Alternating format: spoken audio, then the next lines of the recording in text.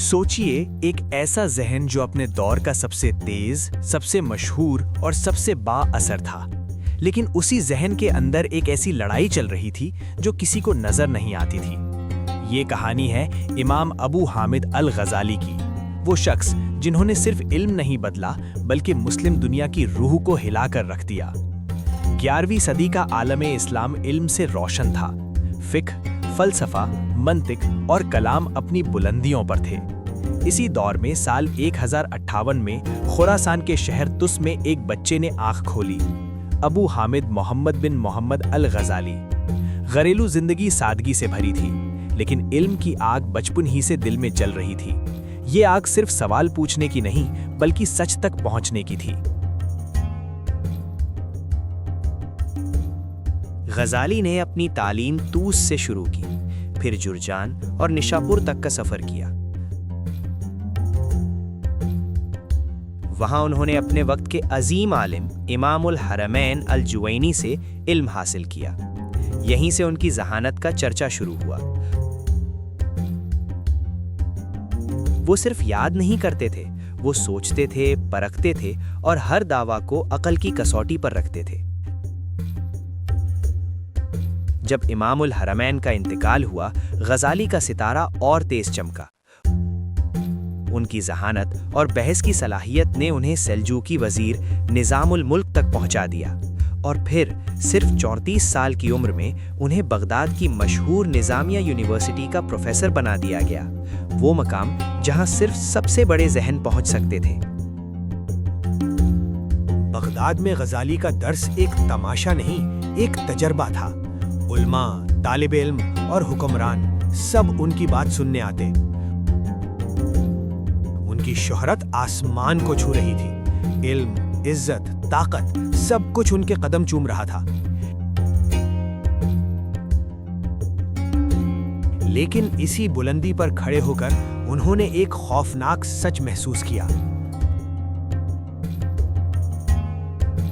उनका दिल मुतमईन नहीं था।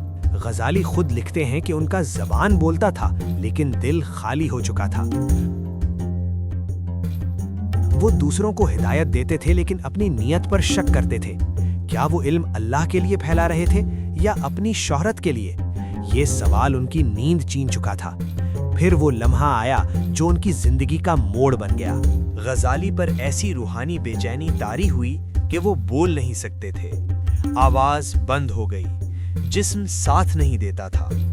डॉक्टर्स ने इलाज की कोशिश की, लेकिन असल मर्ज जिस्म का नहीं, रूह का था। और फिर 1095 में गजाली ने वो फैसला किया जिसने तारीख बदल दी। उन्होंने सब कुछ छोड़ दिया, बगदाद, दर्स, शोहरत, मकाम, सब कुछ। लोग हैरान थे। कुछ ने कहा ये दीवानापन है, कुछ ने कहा ये रिया से भाग रहे हैं, लेकिन असल वजह सिर्फ गजाली जानते थे। वो सच की तलाश में निकल चुके थे।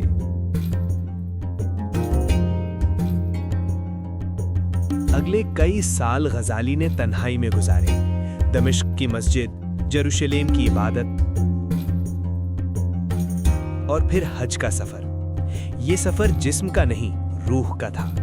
यहीं उन्होंने तसव्वुफ को सिर्फ किताब का मौजू नहीं बल्कि जिंदगी का तरीका बनाया। इस दौर में गजाली ने इल्म को नए सिरे से समझा। उन्होंने देखा कि सिर्फ अक्ल काफी नहीं और सिर्फ जज्बा भी अधूरा है। सच वहां मिलता है जहां अक्ल और कल्ब दोनों साथ चले।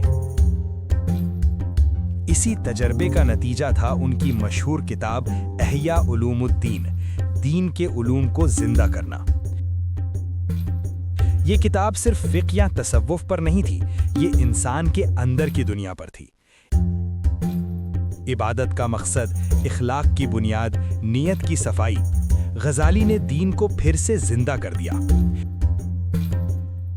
लेकिन गजाली का असर सिर्फ रूहानी नहीं था, उन्होंने फलसफे का भी गहरा जायजा लिया।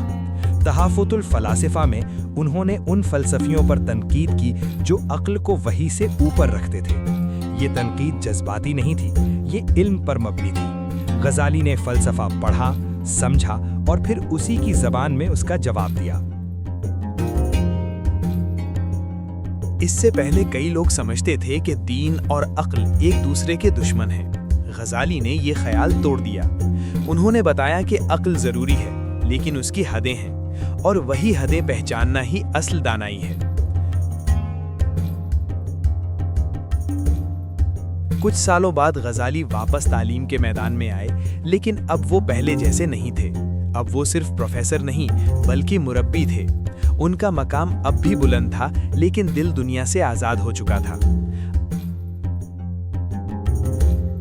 آخر کار وہ طوس واپس چلے گئے، جہاں زندگی کے آخری سال خاموشی، تعلیم اور عبادت میں گزارے۔